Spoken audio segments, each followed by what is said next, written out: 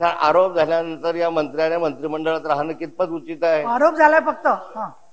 म्हणून अध्यक्ष सभापती महोदय, या ठिकाणी तातडीने सरकारने याची चौकशी करावी.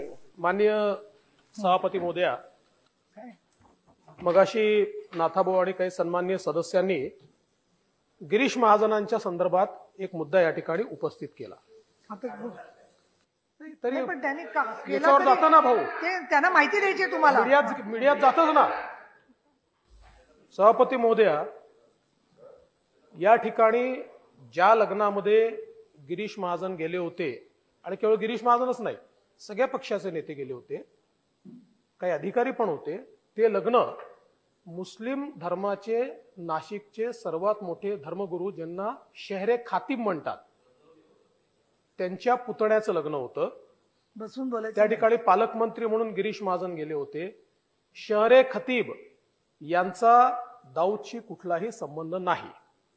ज्या मुलीशी लग्न झालं त्यांच्या वडिलांचं जे सासर आहे, त्या सासरातली एक नातेवाईक ही दाऊदच्या कुठल्या तरी भावाशी तिचं लग्न झालंय असा आरोप करण्यात आला त्यावेळी.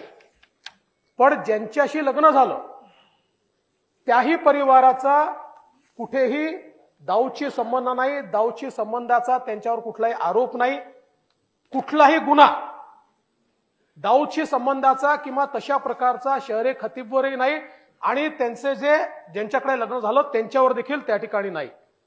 तथापि त्यावेळी अशा प्रकारचा आरोप माध्यमांमध्ये झाल्यानंतर मी स्वतः गृहमंत्री म्हणून चौकशी समिती नेमली होती. 17-18 मधली ही गोष्ट आहे.